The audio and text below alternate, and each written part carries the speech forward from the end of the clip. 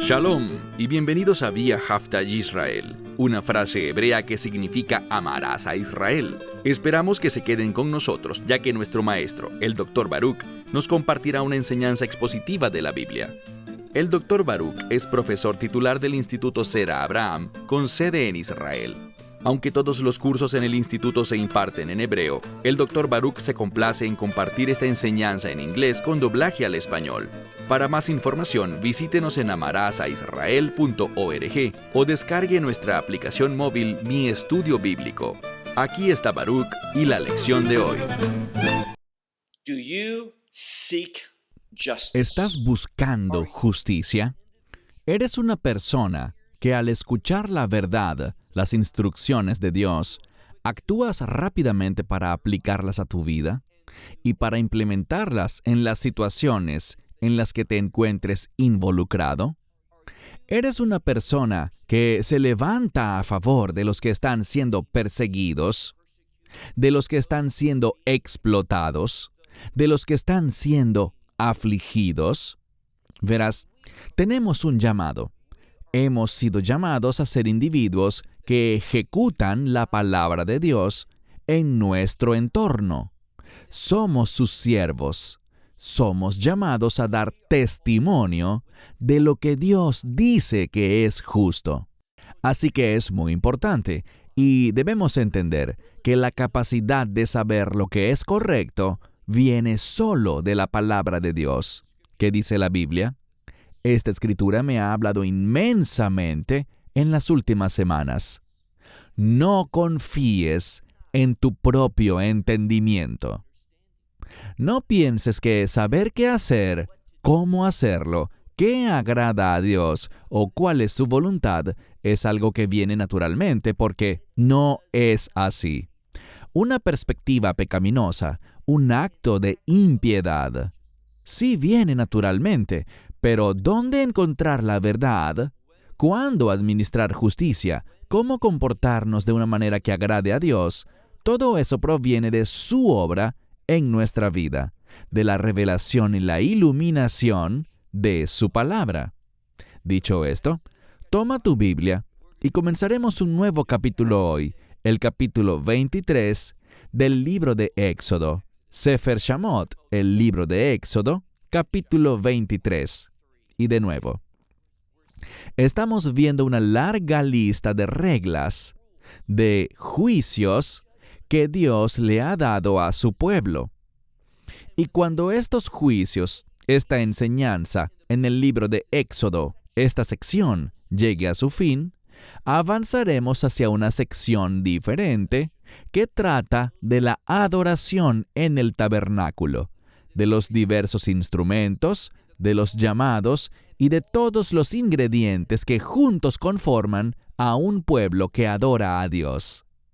Espero que podamos ver la conexión entre estas dos cosas con bastante claridad cuando veamos que la justicia y la adoración deben moverse juntas. Si hay una sociedad donde la gente vive de una manera impía, significa que hay una imposibilidad de adorar a Dios apropiadamente. La justicia y la adoración están estrechamente vinculadas. Lee conmigo este primer versículo, Éxodo 23, 1. Todas estas son instrucciones, mandamientos, y no son sugerencias, no hay opciones, son mandatos dados por Dios para aquellos que afirman ser su pueblo, para ser parte de su congregación. Así que leemos: no te levantes, es decir, para dar a conocer, para visibilizar. No levantes el Shema Shav. Shema viene de una palabra hebrea que muchos conocen, pues recitamos el Shema en cada reunión. Pero esta palabra, aunque tiene las mismas 3 letras, tiene una construcción gramatical distinta. No significa oye, sino que habla de lo que se oye. Puede estar relacionado con una declaración. En algunos contextos puede ser un testimonio, un testigo, y aquí la palabra que lo modifica, el adjetivo, es la palabra shav, que significa vanidad o falsedad. La relación entre esos dos significados, insisto, están interrelacionados. Cuando hacemos algo que es falso, el resultado será algo sin propósito alguno. El término shav también puede significar futilidad. Entonces, no hagas que algo se escuche, no testifiques, no digas nada que a fin de cuentas sea algo sin propósito, que no se base en la verdad, que sea falso o engañoso. Dios dice, y el contexto, como veremos, tiene que ver con la comunidad, con el propósito, como hemos dicho reiteradamente, de que la justicia sea ejecutada. No levantes una audiencia falsa, un informe falso, y no pongas tu mano con el maligno. Esta palabra rasha, que puede referirse a la maldad o a alguien maligno, una persona que es perversa y tiene objetivos perversos, gente que no está comprometida con la verdad, sino con pervertir la justicia, pensando que sacarán provecho de aquello. Quieren distorsionar, y esta palabra distorsionar saldrá a la superficie en un momento. Por eso dice, no pongas tu mano, no coloques tu mano con la del malvado, con el fin de llevar a cabo, y aquí está la clave, para llevar a cabo ed. Y tenemos una palabra para identificar a un testigo, una persona que testifica. Y presta atención a la última palabra en este verso en hebreo, pues es el término jamás. Jamás significa violencia. Significa algo que trae sufrimiento o adversidad a la vida de una persona. Y la única razón para causar ese dolor es disfrutar de la miseria de los demás. ¿En qué condición tan horrible está aquel ser humano que encuentra placer, satisfacción y disfrute en la desgracia, el sufrimiento, el dolor y la aflicción de otros? Y Dios está advirtiendo, mandando, ordenando a su pueblo a que nunca se asocien con alguien así, ni apoyen resultados promovidos por tales individuos. Seamos diferentes.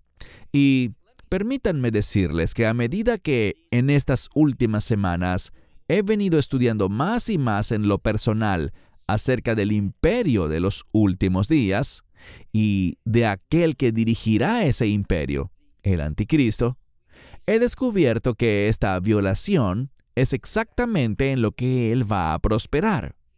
Él es un hombre y su reino será un reino de injusticia, uno que distorsiona la verdad de Dios.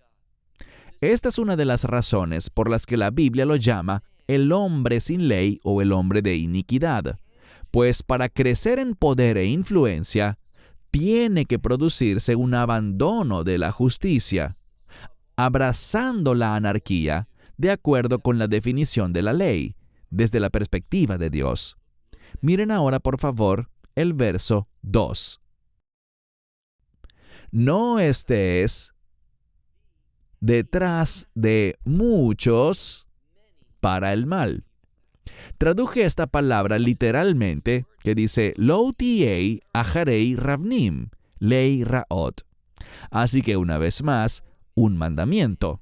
No estés. Y luego la siguiente palabra tiene que ver con seguir detrás de algo. Ir tras la mayoría. ¿Entiende algo? Cuando dices, estoy comprometido con la justicia, estoy comprometido con la verdad de Dios, te estarás ubicando con la minoría. Casi todos los demás, la inmensa mayoría de la gente, se irá detrás del mal. ¿Y qué es el mal? Aquello que está en conflicto con la voluntad de Dios. No tiene necesariamente que lucir malo desde el punto de vista humano. Puede lucir como algo muy bueno. Quizás lo llamen progresista o liberal, pero al final, Eso no promueve los propósitos de Dios. La mayoría, los muchos, seguirán ese camino. Y dice muy claramente aquí, no sigas detrás de la mayoría de los muchos para el mal. Y no lo hagas, y la palabra es tanei. Esta palabra puede significar afligir, pero también puede significar responder. Alguien te hace una pregunta. Varios traducen esto en el sentido de un testimonio o de dar testimonio.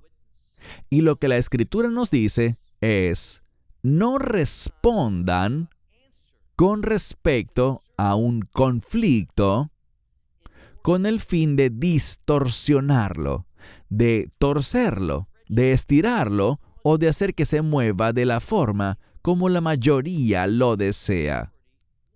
No seas parte de la mayoría. Nos está diciendo aquí que tenemos que ponernos de pie y a menudo solos. No vamos a apoyar la opinión más popular. No vamos a encontrar que las masas estén de acuerdo con nosotros. Esto se remonta, y creo que esto será algo muy útil y necesario en los últimos días, porque tenemos un llamado a levantarnos y testificar. Lee el libro de Apocalipsis. Estamos pasando por discusiones del libro de Apocalipsis en nuestro programa de radio semanal, una transmisión nacional para Estados Unidos por Sirius XM. Y estamos viendo una y otra vez, al estudiar el libro de Apocalipsis, que somos llamados a ser testigos, a tener un testimonio, y ese testimonio irá en contra del carácter del mundo en este momento. Bueno, siempre ha ido en contra del carácter del mundo, pero esto será más evidente en los últimos días. Así que fíjense en lo que dice la Escritura. Versículo 3. Aquí tenemos la palabra dal. Esta es una palabra que significa escaso y tiene que ver con alguien que está extremadamente golpeado por la pobreza y la escasez. Dice, no hagas a los pobres, básicamente, embellecer su conflicto. Esto nos dice algo. Simplemente porque alguien sea pobre, eso no significa que tuerzas el juicio a favor de esa persona maltratada, esa persona pobre o que no tiene muchos recursos. No debemos decir, bueno, este tiene mucho y aquel no tiene nada, así que nos pondremos del lado del pobre. Esa es una perversión de la justicia. Alguien puede ser pobre, afligido, tener escasos recursos y aún así ser malvado, y merece la condena de la ley, el castigo de la ley. Básicamente dice, no te pongas del lado del pobre solo porque es pobre.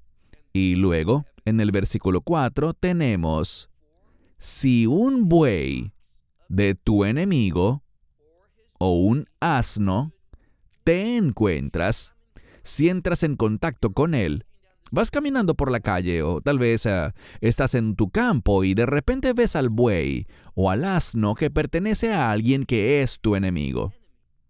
Y este buey o este asno anda vagando por ahí.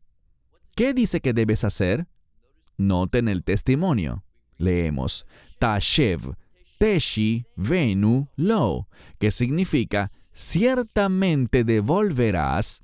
Es una palabra para devolver, pero aparece 2 veces. Por eso la traducimos como ciertamente o definitivamente. Debes devolverle ese animal a su dueño. Verso 5. Pues, si ves al asno de aquel que te odia, derribado debajo de su carga, ¿qué sucede aquí? Alguien ha puesto una carga sobre un asno y el asno se desploma. No logra levantarse por todo el peso que le han puesto. ¿Qué debemos hacer? Es el asno de alguien que te odia, que te desprecia. Deberíamos, por tanto, mirar esto y decir, bueno, Él no lo haría por mí, así que yo no lo ayudaré. Absolutamente no. Siempre debemos hacer lo que es justo. No mostramos favoritismo porque alguien sea pobre y no mostraremos desprecio porque alguien sea nuestro enemigo. ¿Qué hacemos? Hacemos lo correcto. ¿Y a quién se lo hacemos? A todo el mundo. Eso es lo que dice el texto. Así que si ves al asno del que te odia derribado bajo su carga, dice, debes desistir de marcharte. Este término, cuando analizamos las diferentes traducciones, hacen muchos juegos con esto y entiendo la razón, ya que es difícil de traducir la misma palabra de la misma manera en este pasaje. Es la palabra la'azov, que significa dejar o abandonar. Y lo que básicamente quiere decir aquí es lo siguiente. Dice, deja de dejarlo. Es decir, abstente de no hacer nada, lo que significa, haz algo. Se supone que debes socorrer a este animal. Así que dice que se supone que debes actuar, ayudar a disminuir la carga de este asno. Asegúrate de que este animal pueda levantarse. Así que disminuye su carga. Haz que sea menor. Allí está la clave. Cuando alguien está bajo presión, y por eso tenemos aquí, haz algo para aliviar esa presión, incluso si es por un asno, e incluso si es por el asno de alguien que te odia. La implicación es fácil de ver. Si me preocupo por un asno, y Dios dice que debo hacerlo, debo involucrarme, no simplemente ignorarlo, ¿cuánto más debo hacerlo por un ser humano? Y si lo hago con el burro de alguien que odio, ciertamente lo haré por aquellos a quienes no conozco, con los que no tengo ningún problema, o con mis amigos. Debo involucrarme. Una y otra vez lo que el texto dice es, mantente activo, involúcrate en cada una de las situaciones que te rodean. Cuando lo veas, responde. El mensaje es claro. Mira ahora el versículo 6. No perviertas. La palabra literalmente significa estirar, y en este caso tiene el sentido de pervertir. Dice, no estires la justicia del pobre en su contienda. Este mandamiento habla exactamente de lo contrario a lo que vimos antes. Aquel tenía la palabra hadar, que significa embellecer. No simplemente porque alguien sea pobre y ha hecho algo malo.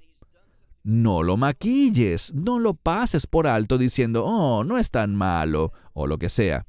Pero ahora dice aquí que si alguien es pobre, no permitas que la justicia se pervierta de él.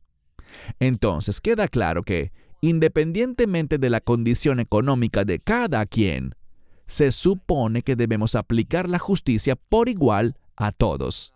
Esto no es una sorpresa, pero el texto lo enfatiza.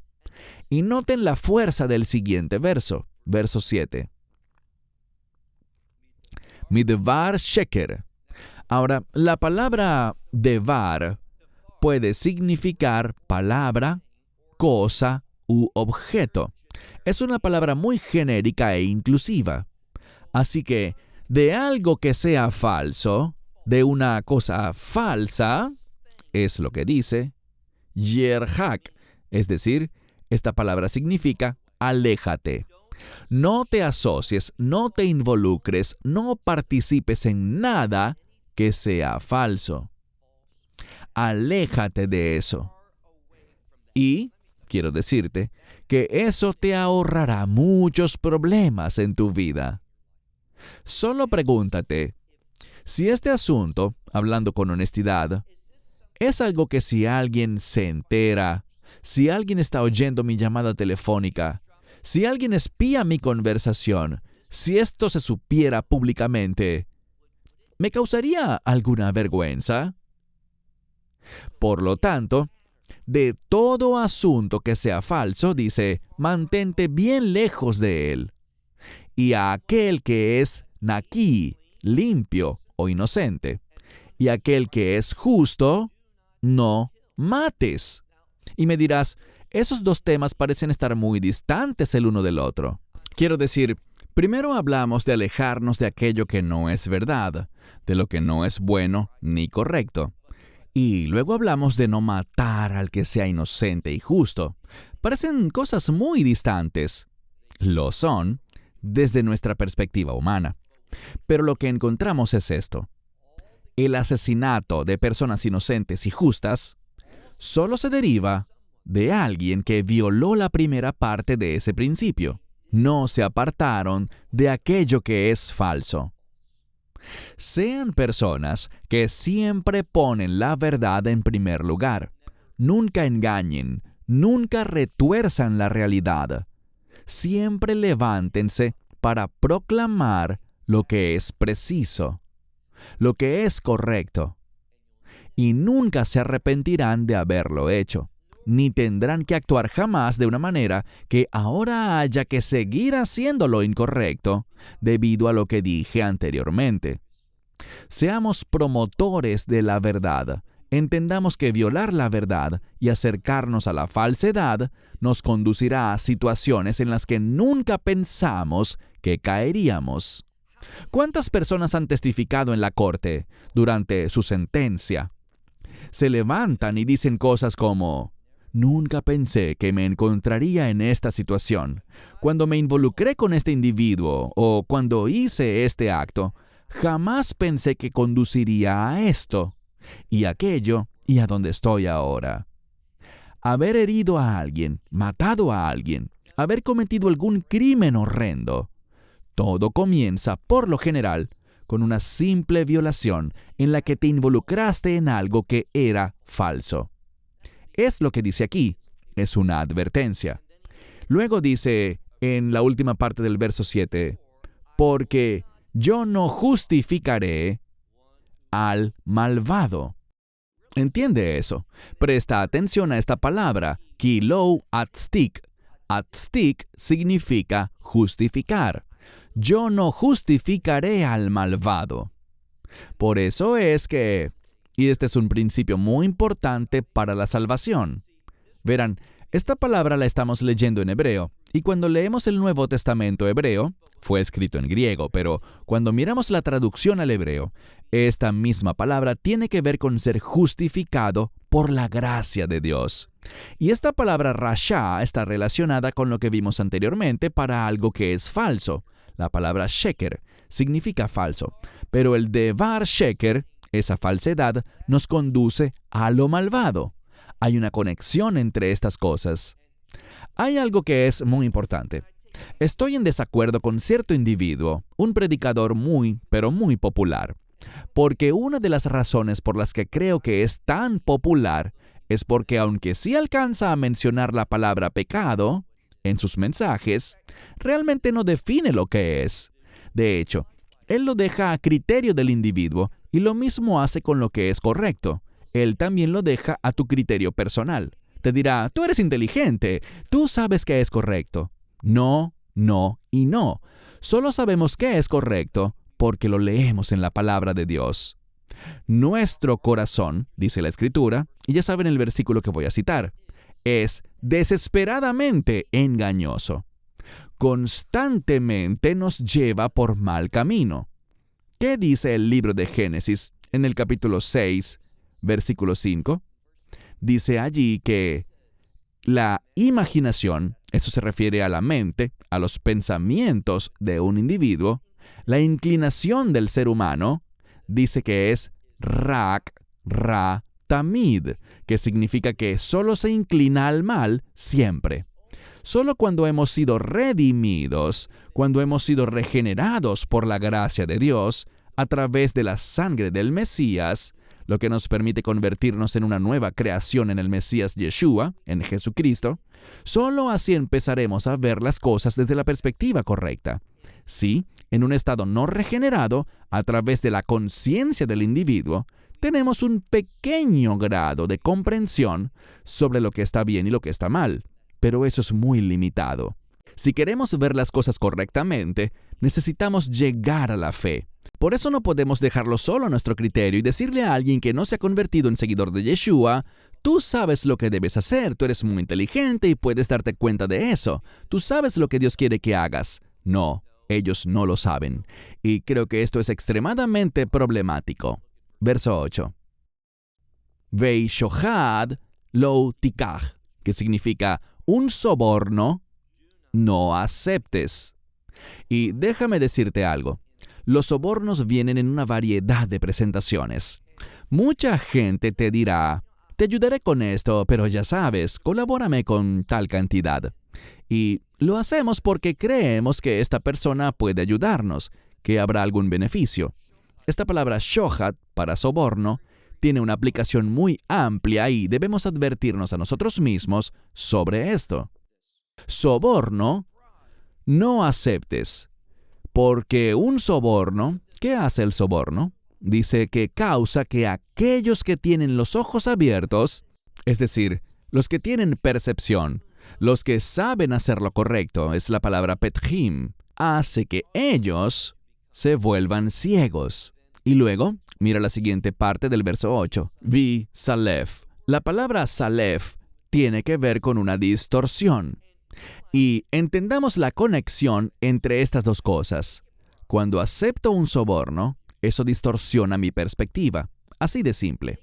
Cuando tomo una decisión porque creo que es lo mejor para mí, cuando hago las cosas basándome en lo que yo creo que es lo mejor para mí, en lugar de lo que Dios dice que es lo correcto, voy a tener una perspectiva distorsionada. Es lo que nos dice este verso. De modo que un soborno hará que los que ven se vuelvan ciegos y distorsionará las palabras de los justos. Cuando acepto un soborno, eso me llevará a distorsionar el testimonio recto, lo que dicen las personas justas. Versículo 9. Al extranjero no oprimas.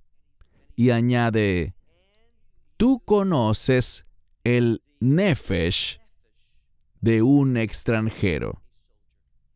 ¿Y por qué conocemos el alma, el nefesh de un forastero? Dice: porque extranjeros fueron ustedes en la tierra de Egipto. Quiero hablar de esta palabra nefesh. Puede traducirse como alma, puede traducirse como vida y también como persona. Lo que realmente significa es la esencia del ser humano desde un punto de vista físico y natural. No desde un estado espiritual o regenerado, sino en su estado natural, conforme fue creada. ¿Por qué lo digo?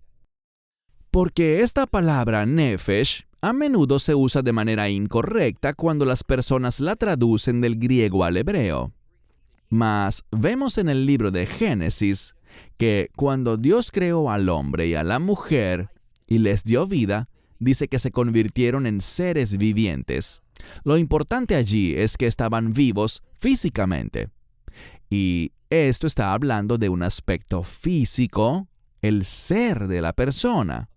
Existe el neshama o el ruach, el espíritu del individuo.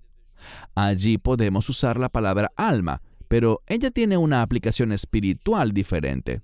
Simplemente diré que, en torno a estas tres palabras, nefesh, neshama y ruach, a veces se traducen con la misma palabra alma al español, pero se han escrito largas disertaciones sobre cómo entenderlas correctamente. No es tarea fácil. De hecho, las personas han pasado años revisando cada suceso e investigando cada evento en las Escrituras donde estas palabras aparecen, tanto en hebreo como en griego, a lo largo de la Biblia.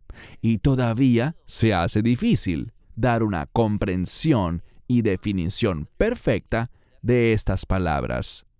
Pero mi punto con todo esto es el siguiente, donde dice: tú conoces el nefesh, tú conoces los sentimientos, la esencia de una persona. Cuando es extranjera, cuando es algo así como un paria en una tierra ajena a la suya, y cómo se siente y con qué frecuencia es oprimida y maltratada. Él dice, tú no te comportes de esa manera. Verso 10. Ahora pasaremos a hablar sobre algunas decisiones.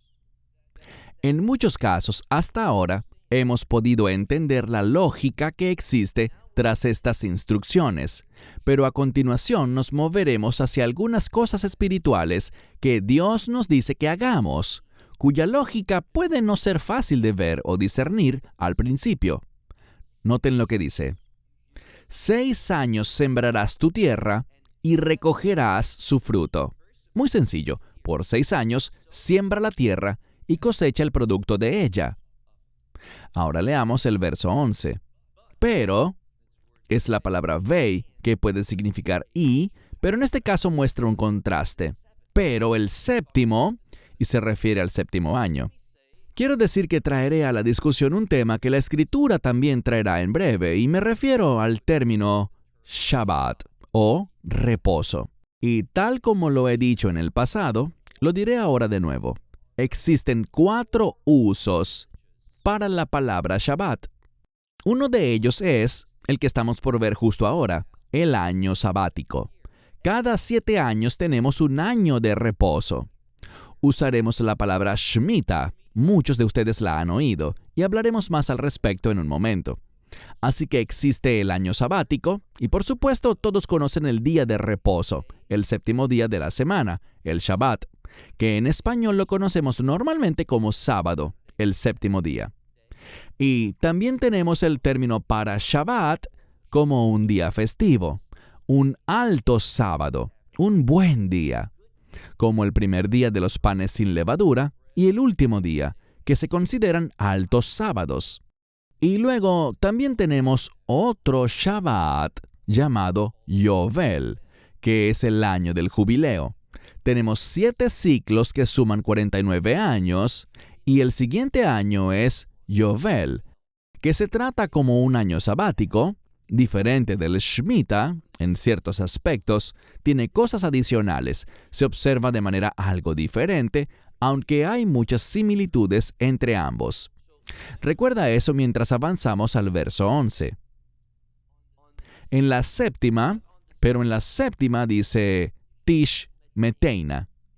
Es una palabra cuyo término base es Shemitah y significa dejar en paz, liberar. Es una palabra para dejar libre. Deja libre la tierra y abandónala. Esa es la siguiente palabra cuando vemos un tashta. La palabra natash significa abandonar, no acercarse, no formar parte de eso. ¿Y por qué lo hacemos? En ese séptimo año, y entendamos que hay cosas que crecerán de manera natural. Ciertas cosas crecerán después de haber sembrado la tierra durante 6 años. Ese séptimo año, por supuesto, no será algo tan próspero. El tibutá, el rendimiento, no será ni parecido al de las plantas que tú siembres, pero siempre habrá cosas que crezcan por sí solas. No coseches. Esto lo sabemos de otro pasaje. Leemos, para que los pobres de tu pueblo puedan comer. Así que tú, mantente lejos de tu campo y permítele a los pobres que entren en ese séptimo año y que puedan tomar y comer de ese fruto natural de la tierra que no fue plantado, sino que brotó espontáneamente. Y algunos dirán que brotó sobrenaturalmente porque Dios lo hizo próspero. Aquello que sobre, o que el pobre no se coma, dice, la bestia del campo lo comerá. Y así harás, el mismo principio practicarás con tu viñedo y también con tu olivar. Versículo 12. 6 días harás tu trabajo, pero el séptimo descansarás. Harás un Shabbat. Es lo que literalmente dice. ¿Por qué? Con el fin de que tu buey y tu asno hallen descanso. Y vainafesh. Esta es la misma palabra para nefesh, alma, pero tiene una connotación de refrescar. Así que para que tus animales hallen descanso, pero con una implicación espiritual. Y para que el hijo de tu sirvienta y el forastero puedan refrescarse. Esto permitirá que un cambio ocurra en ellos, un cambio físico. Una de las cosas que podemos decir dogmáticamente es la siguiente. Cuando observamos y aplicamos la verdad del Shabbat a nuestra vida, eso tendrá un resultado físico, ciertamente uno espiritual también, pero aquí está lo que se enfatiza en el texto, el resultado físico. Pasemos al verso 13. Todo lo que les digo a ustedes, todo lo que Moisés está diciendo al pueblo, pero es Dios quien se lo está diciendo a él, no son palabras de Moisés. De modo que este yo puede ser correctamente entendido como Dios hablándole a la gente. Todo lo que yo les digo, guárdenlo, practíquenlo, obsérvenlo. Es la palabra tishmeiru. Deben guardarlo. Y del nombre de otros dioses no harás mención. No se oirá sobre tu boca. Así que nosotros no debemos hacer mención de otros dioses. Y por eso es tan problemático cuando algunos que dicen ser creyentes se involucran a sí mismos en actividades ecuménicas. De hecho, conozco a alguien que es del norte de Europa y adoptó una postura que es algo tan elemental. Hablé con él por teléfono recientemente, es un buen hombre de Dios, y tomó una postura en contra de que las organizaciones cristianas participen, adoren y afirmen otras religiones, como el Islam, el budismo y cosas por el estilo. Él le dice no a cualquier cosa que no esté basada en la Biblia. Y ese hombre está siendo perseguido por esa postura. Pero todo lo que él está haciendo es oír lo que la palabra de Dios está diciendo cuando leemos Veshem Elohim Aharim, Lo Taskeru. Del nombre de otros dioses no hagas mención. Y dice, Lo Yishama al-Pijá, y no se oirá sobre tu boca. Tómate esto en serio. Si se supone que no debemos mencionar o decir el nombre de estos dioses falsos, hacer mención de ellos, ¿cuánto más tenemos que abstenernos de participar, apoyar y afirmar estas falsas expresiones religiosas? Es algo del enemigo cuando violamos esta ley. Bueno, avancemos. Quiero hacer una sección más rápidamente y la completaremos en pocos minutos. Se trata de los Hagim, las fiestas, 3 principales festividades, 3 fiestas fundamentales. La fiesta de los panes sin levadura, el Shavuot o Pentecostés, y la fiesta de los tabernáculos conocida como Sukkot. Estas fiestas son vitales, son días importantes que tenemos que entender, aplicar su verdad y reconocerlos en nuestra vida. 3 fiestas o festividades celebrarán por mí en la tierra. Fíjense en eso. Shalosh Rigalim, Tahgog, Li, Beshaná. Estas 3 fiestas celebren para mí en la tierra. Dios nos está ordenando hacer eso. Muchos consideran que el hecho que diga en la tierra quiere decir en la tierra de Israel. Puedes discernir lo que quieras sobre este hecho. ¿Y cuáles son? La fiesta de los panes sin levadura guardarás por 7 días, y comerás panes sin levadura, matzot, tal como lo he ordenado, y hacerlo en el Moed, en el tiempo señalado, en el mes de la primavera, el mes de Aviv, Jodesh HaAviv. En él saliste de Egipto. Esta fiesta de los panes sin levadura está ligada a la Pascua. Y dice, no te presentarás ante mí con manos vacías. No vengas ante el Señor sin una ofrenda. Es algo vital. Sigamos adelante. Verso 16. También la fiesta de la cosecha de las primicias de tu trabajo. Esto es la cebada, y la cosecha del trigo. Hablamos anteriormente que esa cosecha es un periodo de 7 semanas, y debemos contar 7 semanas y 50 días hasta Pentecostés. Esto implica muchas cosas. Estas fiestas, la Pascua, la fiesta de los panes sin levadura y Shavuot o Pentecostés, son tan importantes para la primera venida de Yeshua. Debemos entenderlas con el fin de entender lo que Yeshua hizo, por qué lo hizo y gran parte de sus enseñanzas. Una vez más, verso 16. Y la fiesta de la cosecha de las primicias de tu trabajo, lo que sembraste en el campo, lo que plantaste en el campo, y también Hag HaAsiv, la fiesta de la cosecha. Algunos la llaman la fiesta de la recolección o el festival de la recolección, Hag HaAsiv, al final del año. Dice, tú recogerás tu trabajo del campo. Así que recogerás del trabajo que cumpliste el resultado de todo eso en el campo. Verso 17. 3 veces al año comparecerás con todos tus varones delante de mí. Y noten lo que dice, Ha-Adon. El Señor Hashem. Ha-Adon es Yud-Hei Vav-Hei. Tenemos 2 palabras, Adon, Aleph, Dalit y Nun. La vocal no está allí en este caso. Por lo general es Vav-Nun, pero conocemos la palabra Adon, el Señor. Y luego tenemos el término Yud-Hei Vav-Hei para el Señor Todopoderoso, Jehová Dios. Así que vemos aquí al Señor Jehová, podríamos decir. Versículo 18. Con respecto a, principalmente, al sacrificio de la Pascua, no sacrifiques sobre Hametz. Hametz tiene que ver con algo leudado. Entendamos algo.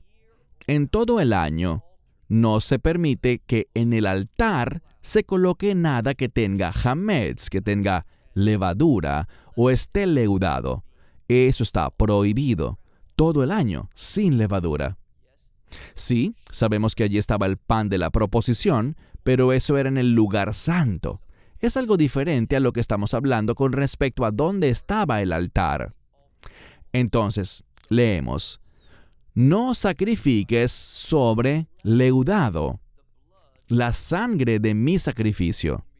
Y en cuanto a eso, no dejes que la grasa de mi sacrificio permanezca hasta la mañana. Eso es una falta de respeto. Sacrificar un animal, tomar un poco de aquello y dejar el resto, o dejar la porción de Dios sin quemar hasta la mañana, eso es un descuido y una falta de respeto. Y luego, miren conmigo el versículo 19, nuestro último verso. El principio de las primicias de tu tierra lo llevarás a la casa del Señor tu Dios. Y luego terminamos con la expresión Lo tevashel gadi va jalev mo. No hiervas o cocines a un ternero en la leche de su madre. Este término, y por cierto, este versículo aparece 3 veces en la palabra de Dios. Debido al tiempo, no entraré en detalles con esto hoy. La próxima semana vamos a empezar a hablar sobre este versículo y por qué el judaísmo le da tanta importancia. Lo vamos a estudiar. Aparece 3 veces en la Torá. Aquí, en este capítulo 23 del libro de Éxodo. Luego también en Éxodo, capítulo 34, versículo 26. Y de nuevo una tercera vez en Deuteronomio 14, 21. Tiene muchísima importancia. La gente a menudo se burla de esto, pero vamos a ver la base histórica que existe para esta separación de la carne y los lácteos. Debes conocer lo que dice la palabra de Dios, por qué lo dice, el contexto para decirlo y cómo fue violada por las naciones y cómo usan esto para burlarse de Dios y por qué, en respuesta a eso, el judaísmo tomó una posición. Ahora, eso no significa que tengamos que estar de acuerdo con la aplicación, pero ¿No estás de acuerdo en que conocer esto podría ser algo valioso? Y conocer la historia completa puede darte una base diferente para formar tu respuesta ante este mandamiento bíblico. ¿Tiene relevancia hoy en día? ¿Cuál es su relevancia? ¿Y cómo manifestamos su relevancia en nuestra vida? ¿Cómo la aplicamos a nuestra vida? Allí es donde empezaremos la próxima semana cuando continuemos con Éxodo 23. La palabra de Dios es buena. Él enfatiza estas fiestas especiales de la fiesta de los panes sin levadura, Pentecostés y la fiesta del tabernáculo o Sukkot. Tienen gran importancia para comprender la persona y la obra del Mesías. Esta escritura tiene gran significado y relevancia para el creyente. Y estoy emocionado por continuar la próxima semana, pero hasta ese momento, que Dios los bendiga ricamente y shalom desde Israel. Esperamos que te hayas edificado con el mensaje de hoy y lo compartas con otros. Te invitamos a seguir nuestros estudios cada semana por este canal y por el portal de YouTube de Amarás a Israel. También puedes descargar nuestra aplicación móvil gratuita, Mi Estudio Bíblico. Finalmente, para obtener más información sobre nosotros, visita nuestra web amarasaisrael.org, donde encontrarás otras conferencias de Baruch en audio, video y texto. Hasta el próximo programa. Que el Señor te bendiga en Yeshua HaMashiach, Jesús el Mesías, mientras caminas con Él. Shalom desde Israel.